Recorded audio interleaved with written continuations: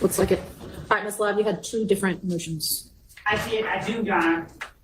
And one of them relates to Was that a squeak? the comments by Mr. Weinstein during his It's the commentary. cross-examination of Mr. Wright. Specifically, the comment was maybe about an hour and 19 minutes and 32 seconds from when we stopped.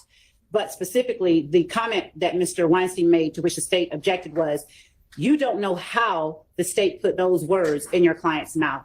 And my objection that the court sustained, obviously, is that it was an improper comment, improper statement put before the jury.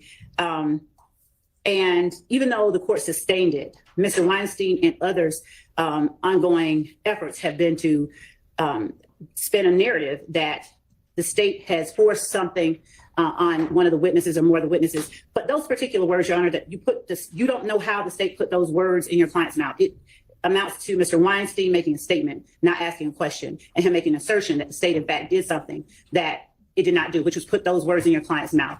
Everybody's heard the testimony and seen what happened. And inasmuch as that statement was an improper statement in front of the jury, and it could be construed by the jury as something, notwithstanding any court's instruction, that they could take as fact, we would ask that the court under 17-875 admonish and rebuke Mr. Weinstein's statements and admonish him to make no further efforts to put such improper statements before the jury. My second motion deals with Mr. Let's take them one at a time, all right? Yes. All right, we're There gonna was slow nothing it down. improper about that question to the witness, Your Honor. I was inquiring about the facts. I'm sorry, I'm losing the word, but the facts that were put forward that the state created. The state doesn't deny that they put those together and gave them to Mr. Wright's client without any input from Mr. Wright. I think it was a proper characterization and it was a question. So the witness could answer that, just as Attorney Love has said. All the evidence is out there. It's all before the jury. The jury can draw what they want from that evidence. So there was nothing improper about that. Right. And actually, well, that's all I'll say. So I think it was a mischaracterization. It was in the form of a question, but I believe it was a mischaracterization because if we had been talking about the final version that Mr. Sledge adopted, that might have been a fair statement to say, you know, they were put in his mouth, but these were not things that he ultimately adopted. So the state wasn't putting those words in his mouth. So I think it was a mischaracterization. I don't think it goes so far. I mean, you objected, I sustained it. It doesn't go so far as to warrant an admonishment before the jury.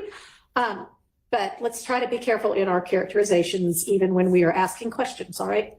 Yes, Your Honor. Okay. What's your second motion? Mr. Adams' question to the same witness that the state objected to, but that the jury heard. Isn't it true, and I'm going to paraphrase, that you knew that the state didn't want your client, the state wanted Mr. Williams? Mm-hmm. That's been the lie that they've been, the narrative that has been promoted from the start. We don't agree with it or adopt it, and we certainly don't agree with the idea that we, do these things without a basis for them. So inasmuch as Mr. Adams made that assertion in front of the jury, we do believe that merits an admonishment and rebuke under 17-875, and we would ask that the court give him one. All right. And that statement was essentially, it followed upon another question that was not as objectionable in this way, but that had been sustained. And Ms. Adams, she pretty much doubled down on it and said something to the effect of the state wasn't interested in getting Sledge, they were interested in getting Williams. And that's inappropriate to have asked that witness. And I don't know why you thought that there was any basis for that being an appropriate question, because it would call for speculation anyway. So what's your response to the state's request that you be admonished with regard to that? Your Honor, it was not a question it was a question that I believed was an appropriate question, given the context of both this witness's testimony and his client's testimony previously. What we'd heard in the narrative that has been put forth And quite frankly, I believe the evidence has been that the state has been mostly interested in Mr. Big fish. Williams as a defendant as opposed to the co-defendants, particularly as regards this witness and Mr. Sledge. What has come out and what's been of importance is this meeting that they had on June the 9th, where this statement is made that is beneficial to Mr. Williams. The part about him advising Right. Mr. Copeland or Mr. Sledge to take Mr. Take Copeland Copeland to the police. station. And that's left out of any questioning of Mr. Sledge. He is asked, or he is, however it comes out. There's no discussion about that. We're not going to ask you about that, whatever portion of it you choose to believe. And so there is this narrative that's out there that they appear to be interested in Mr. Williams, not so much in the co-defendants. And the fact that all of the co-defendants who took pleas were asked, made, or signed plea agreements where the bulk of the plea agreements, and the jury has heard at least 3 of them previously, the bulk of the plea agreements make specific reference to Mr. Williams as the head of YSL. Mr. Williams did this. There is this narrative out there that and everyone has gotten probation. All of the people that the jury has heard from has gotten probation after they were denied bond, and the state took a harsh position that they didn't need to be out on the street. But the minute they entered pleas, they and implicated Mr. Williams in some form or fashion in their plea agreements, then they were released. And so that narrative is out there, and I think that was an appropriate question to ask of this witness who has some knowledge of that. Grab the How does mic. this witness have any knowledge of the state's desires about who they most want to get with regard to the 19 or so defendants that are indicted in this case? Because he is a defense attorney representing one of the co-defendants who entered into assisted in entering into a plea agreement. He is familiar with the discovery. He made a statement in part of his testimony previously that he knew what the case was about. And he started going down the road of talking about Mr. Williams before there was an objection made and the objection was sustained. And so he does have knowledge of that. He knows about the case. He knows that Mr. Williams is alleged in this indictment and by the state's narrative to be the head of this YSL organization. And he knows that the plea agreements have been to the benefit of the co-defendants who have pled and to the detriment of Mr. Williams. And every other defendant still on trial. Well, but he also knows, I asked him one question about, was he in court when he heard the statement that was made by the prosecutor before the plea, made by the prosecutor. It was Miss Lizzie Rosenwasser at the time, where the statement was made that we're interested in anyone who wants to make a deal except Mr. Williams. We're willing to make a deal. And so he knows this. We're not doing this in the blind. He's aware of this information. He did ask this question. I'd like to respond. What's that? Yeah. I don't know of that statement that Mr. Adams is speaking about, except Mr. Williams. If he could point me to something, because I wasn't there when she said it. I wasn't even on the case, but I doubt that she would have said it. But if she did, I mean, I can't speak to that. I'd like to see it since he's made that assertion. But the second thing is, as it relates to his assertions regarding the plea agreement, Mr. Sledge, I believe, or either Mr. Wright or Mr. Sledge were cross-examined specifically on whether or not the state asked Mr. Sledge any questions about defendant Williams. And Mr. Sledge said no. And the idea that we're pushing the narrative when the state itself, as the record will reflect, elicited the testimony about Mr. Williams encouraging Mr. Sledge to take Kenneth Copeland to the police station, belies this argument that the evidence that has been brought out by the plea agreements and by the state's actions somehow or another support this, in my mind, baseless assertion by Mr. Adams in the form of, or in the disguise of a question to Mr. Sledge's attorney.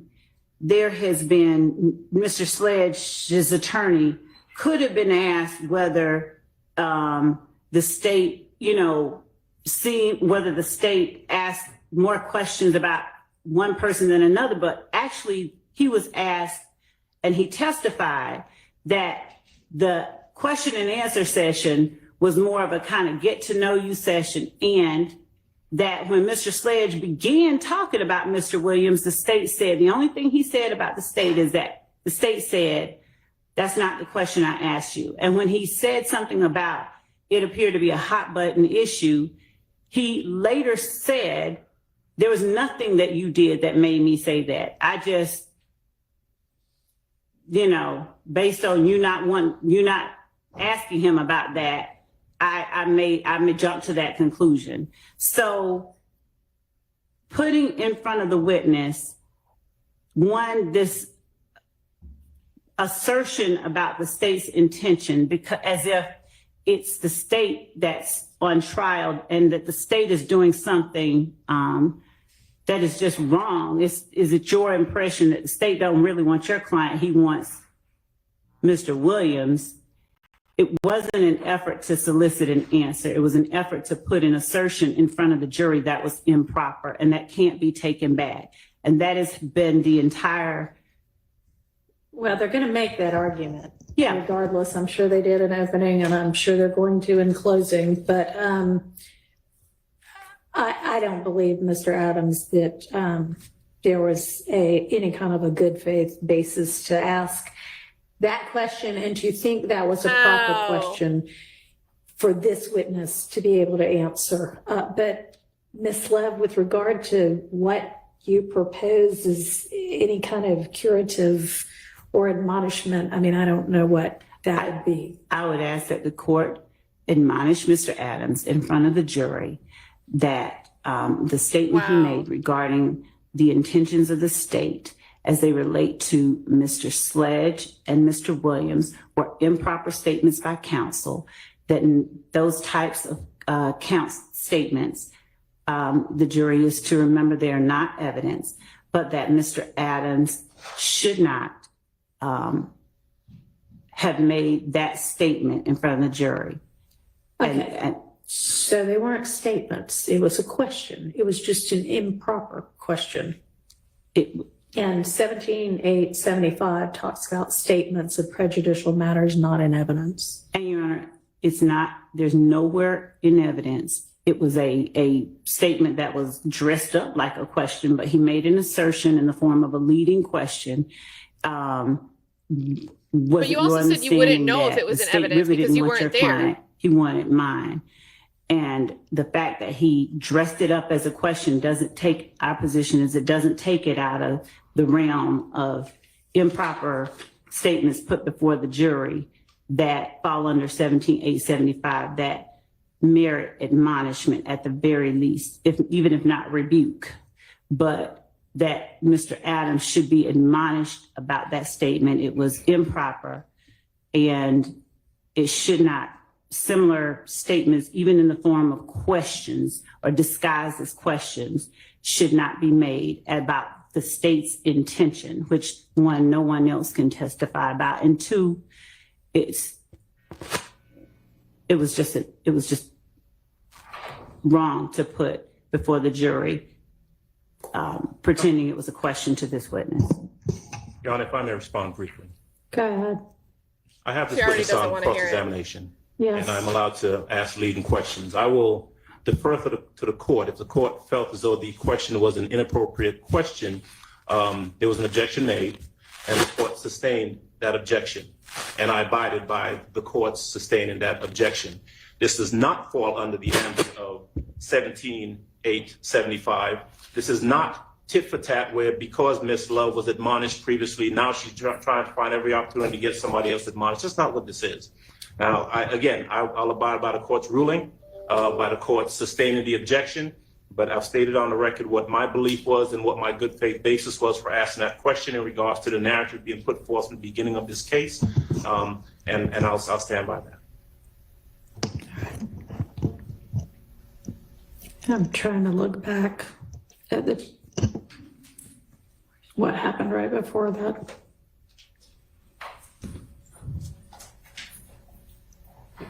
That was good.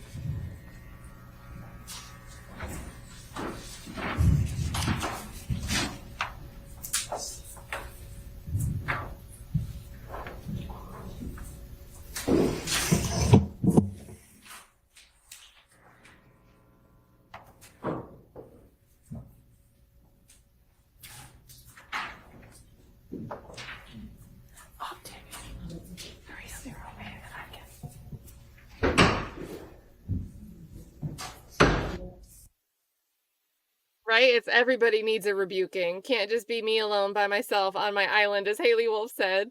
At least Atkins got up there with her now. Oh my gosh. T for tit for tat. Oh my gosh. And great counter argument by Adams. Like, look, I'm still in the middle of cross-examination. I'm allowed to ask leading questions. Hint, hint. Another nudge that the state isn't supposed to when they're on direct. But I think he appropriately tried to ask the witness about what could have been under Lizzie R., the former lead prosecutor.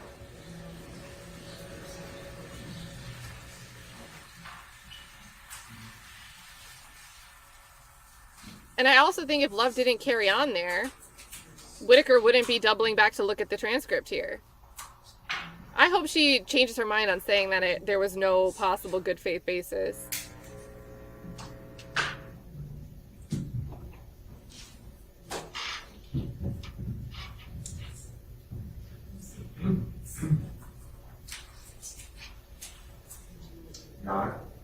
Give me just a second. Sure.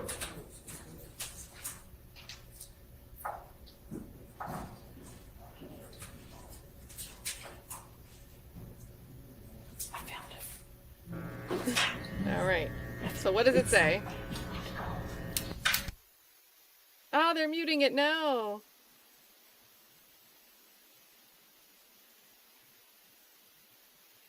And thank you, G&K Play All Day, for becoming a member. Okay, let's see how this poll did, Eek Geek.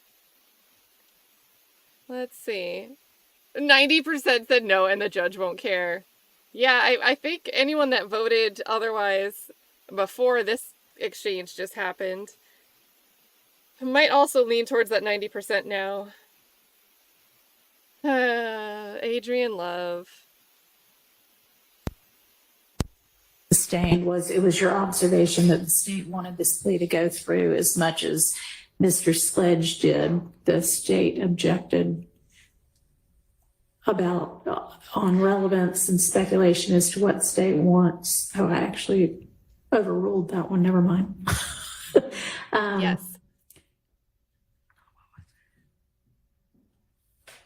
Oh, I made it a different kind of ruling, and I said re-ask your question. So Love was wrong. Who's surprised?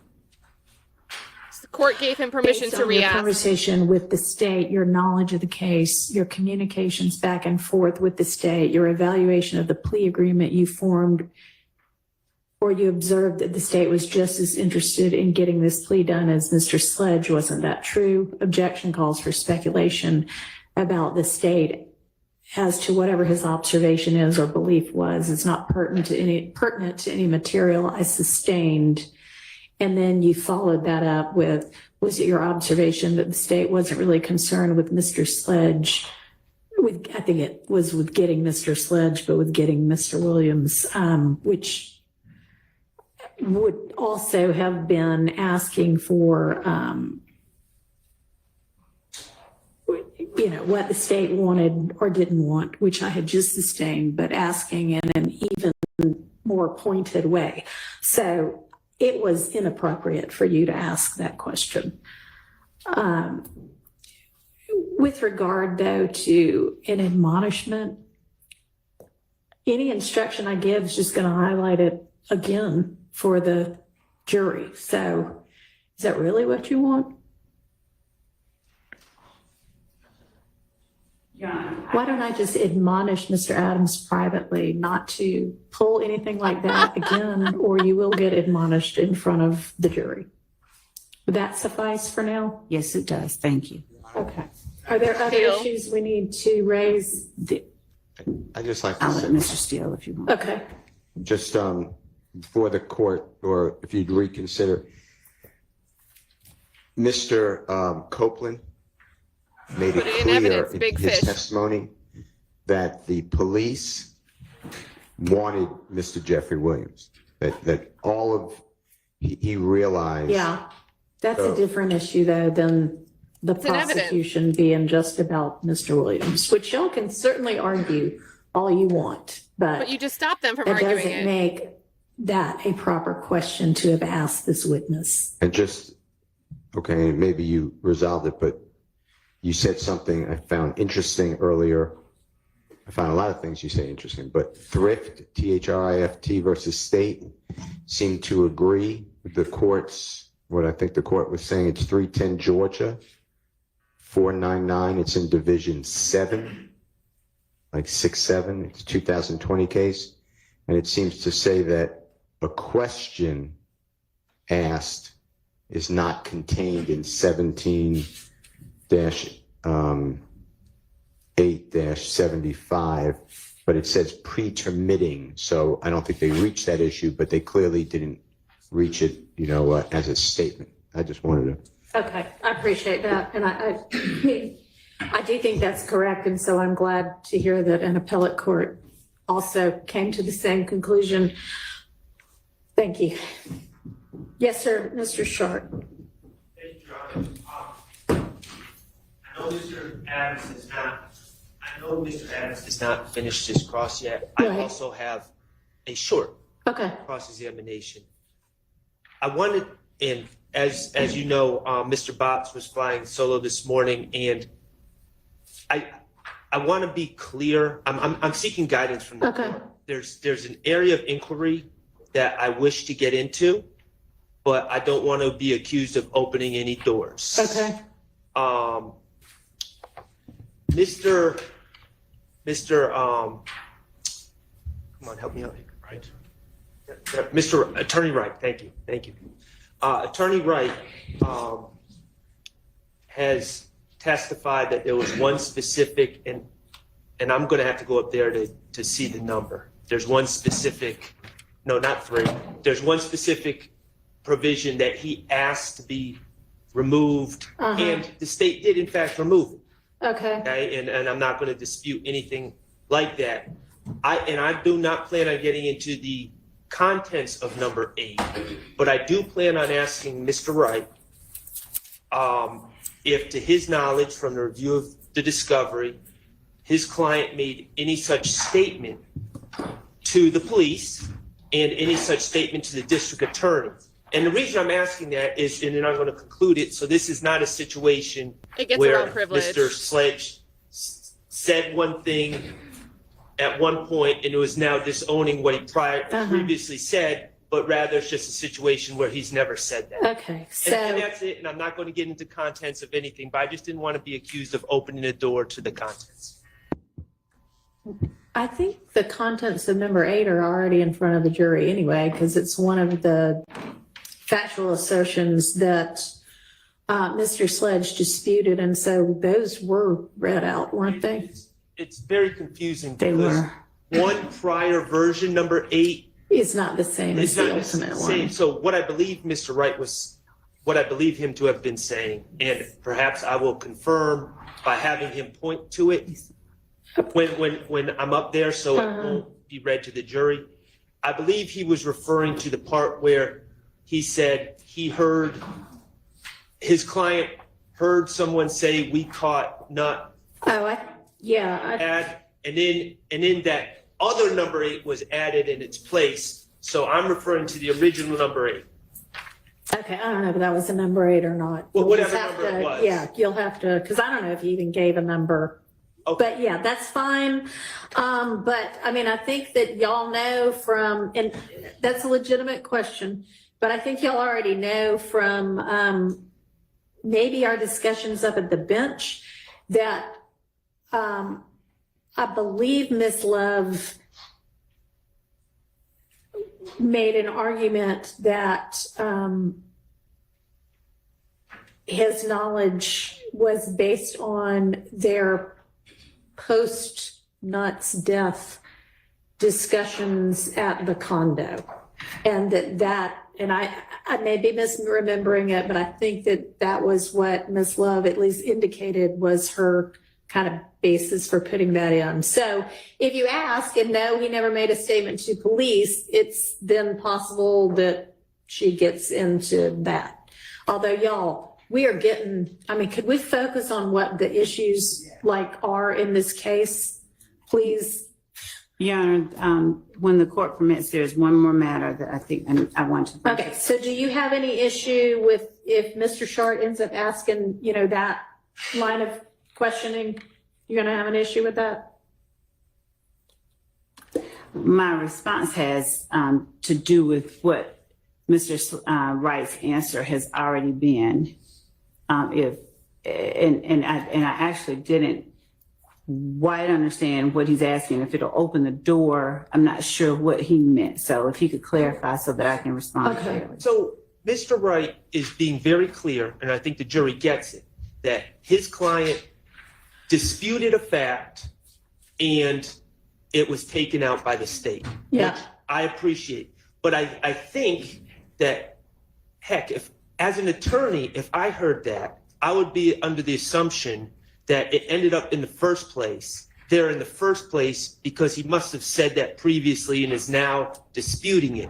I'm not going to get into, the state put this in there without ever hearing it out of your client's mouth. Mm-hmm. I'm not going to get into the dramatics of that. All I'm just going to try to establish is that, to your knowledge, what you asked to be taken out was something that he never said. Not just that he's denying it now, but he never said it. Okay. Now I understand. So what my response is actually, I'm going to entail a question as well, similar. But so in states 452, while Mr. Wright was on the stand, I asked him about what we're discussing now, and he brought up himself. I don't know how number 8 got in there. Right. Something to that effect. And he never said, obviously, I told you to take it out. He said it was an oversight on my part. But I asked him whether it preceded, whether number 460, that email that was sent at 8:43 on December 27, whether it was sent in response to states 452, which was sent at 5:06. Mm-hmm. He said, well, states 5:06 did not have number 8 in it, right? Right. And so that part was fine. But then when he gets to, he said the next thing he sees is states 453, which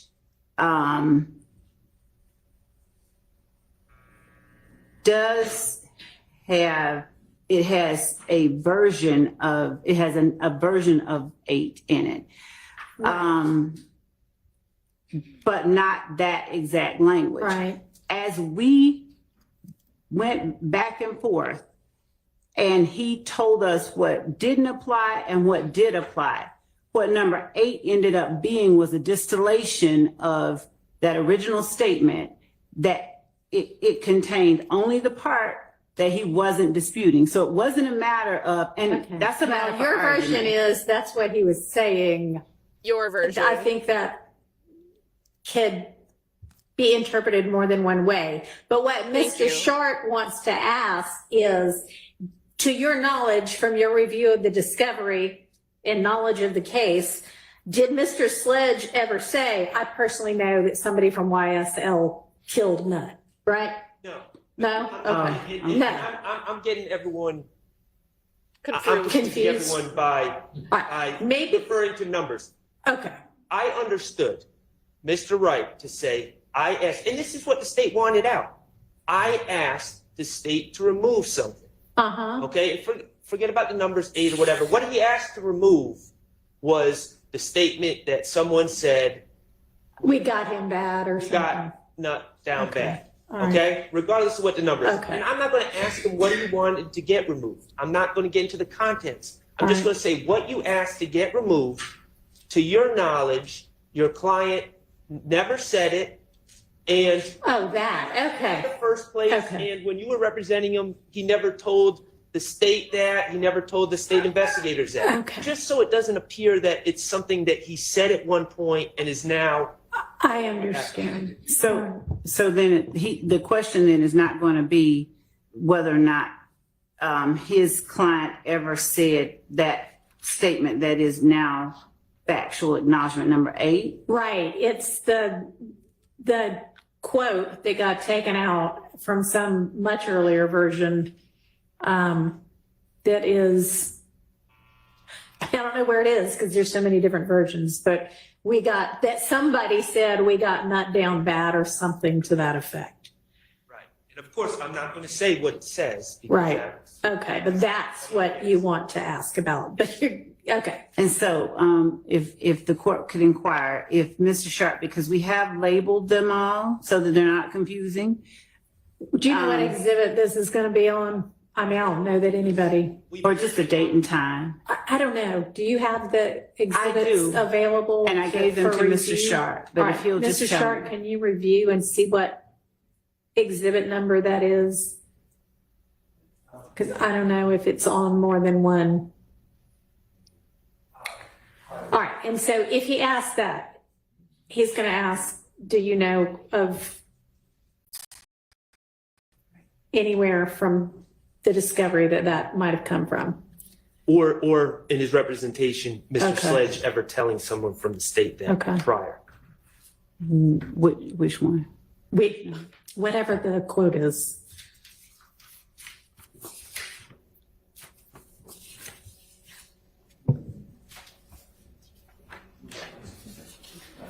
Yes.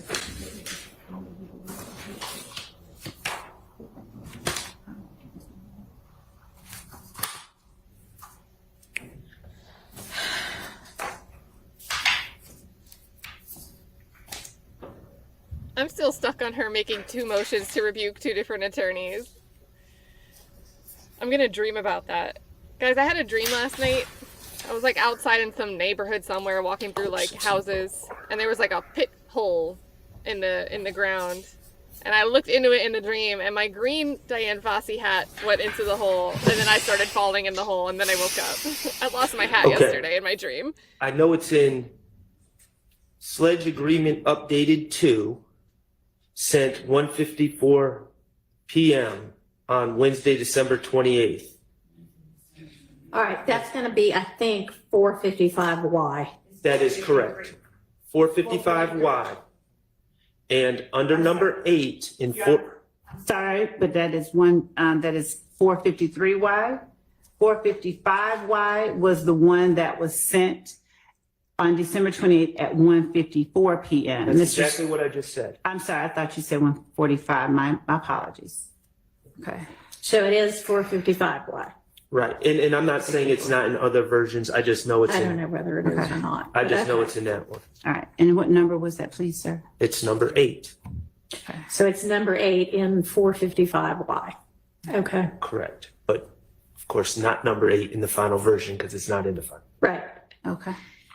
Okay, so you understand what he wants to ask is that, and I don't know what you think that might open the door to or not. I think it might open the door to the fact that Mr. Sledge has testified to the fact that he was at the condo with a number of people, one of which has given a statement that Mr. Kendrick and Mr. Stilwell both indicated that they had killed Donovan Thomas using this language. We caught that in Nut Down Bad. And the fact that Mr. Sledge acknowledged being at that condo during that time, Okay. if he starts asking, and he being Mr. Sharp, asks, did your review of the discovery reveal that your client made this statement, then it doesn't have any relevance given that, one, it doesn't show up in the final version, but two, if his whole purpose is to find out the basis for the state putting it in here first, then I can inquire further about what his client did say and what his review of discovery did reveal whether or not that statement was alleged to have been made during a time his client was alleged to have been at the condo with the person alleged to have made it. So if that's his only reason, then that's what I would. This is ridiculous, and she's argued this before. Guys, if somebody says something in this chat today, and you are supposed to say, or someone says that you have personal knowledge of something happening because somebody said it in this chat while you were present in this chat, does that mean you actually saw that chat and have personal knowledge? Being in the same condo as somebody has no, like, I could be watching TV and you could be standing in the kitchen and you could say something to me and I could go, what did you just say? She's made this argument before too, and it's ridiculous. I would offer up it's opening a door into. That's just from hearing what I'm hearing so far. Once again, I'm not getting into the contents, and Your Honor, to answer the question, of course it doesn't open the door, but I was just doing this out of an abundance of caution, and obviously the state is trying to jump through a door. And so is your question going to be to Mr. Wright from whatever, however you phrase it, whether Mr. Sledge ever said he personally heard that? I am going to say, I'm not going to use the words personally heard. I'm not going to use. All right, what are you going to ask? I'm going to say, Mr. Wright, on direct examination, you talked about requesting that a part of number 8 on 455Y be removed, and the state removed it. Right. And without getting into contents about what it said, is this something based, and I'm going to get into yours as attorney, you get discovery. Is this something based on your review of the discovery that he ever said to the police? And I'm not going to say what it is. I'm just going to say what you asked to be removed. Is it based on anything he ever said to the police? Is it based on anything that he told to the district attorney or any DA investigators? And I was just going to conclude it and say, Mr. Wright, so the thing that you asked to be removed, it's not a situation where Mr. Wright, Mr. Sledge allegedly said something and was now going back on it. It's a situation where Mr. Sledge had never said such a thing. And that's it. And I'm not going to say, oh, the state was doing this and that. I'm going to keep it very simple. Okay. That's fine, but we've never alleged that the state, that Mr. Sledge. I think they just want to establish what he just said as his final sentence, that Mr. Sledge didn't one time say it and then disavow it. Right. And given that it's not something that has been put before the jury, what it is, I don't know how it's relevant. Well, I mean, Mr. Sledge's credibility is obviously at issue. Right. And the state is putting it before the jury that Mr. Sledge has disavowed what's been put in front of him. And I'm just trying to clear it up in front of the jury that he's not. Yeah, I understand. It's fine for you to ask that question. Do not ask it in a way that suggests that the state has no factual basis for having ever suggested maybe that's something he could I'm not going to do agree to, because then I will let her get into here's why we said this. Okay. completely understand. All right. I'm gonna try Everybody anyway. Understand that? That's going to apply to anybody that might examine Mr. Wright. Okay. So, All right. What else? so Your Honor, once okay, I'm not going to follow up. I'll just redirect if necessary. But number 3. You might not be allowed to redirect Mr. on Wright, that question. made a particular statement on cross, I think, as it relates to number 3, or it may have been on direct, but I think it was number 3, and Mr. Adams followed up on it. And the question was, you asked that number 3 be changed, and then number 3, the state refused to change it. Now, given that that assertion has been made and has been affirmed by the witness, we believe that the content of number 3, which I think has already been put before the jury because it was played, I think that the content, just number 3 alone, from Mr. Wright's December 27th, 2022, 8:43 p.m. email to the state, the statement that he makes, the video may have seemed like the issue was gang related, but it was actually about a girl that Sledge was dating, and Kel started kicking it with her. That was the real issue behind that, not denying the video, but the real issue was the girl. I think that at this point, the language of what Mr. Wright responds with becomes very important because of the characterization made during cross-examination, which was that Mr. Sledge asserted that number 3 was false. And Mr. Sledge has stated that he feels like it was false. And then Mr. Wright asserted that it was false. But the language that Mr. Wright used to correct that assertion does not, it does not assert that Mr.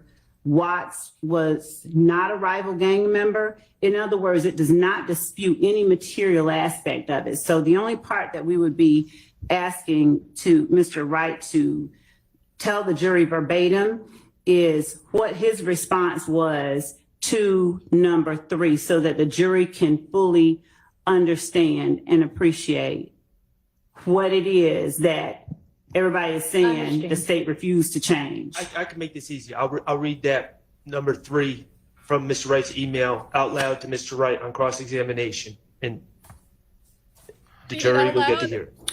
I'm fine with that. And on behalf of Mr. Williams, I don't have any objection to that. I asked the question, I believe, and then it was specifically because Mr. Wright had on cross-examination said that on that one, number 3, he specifically asked that it be either accepted or changed.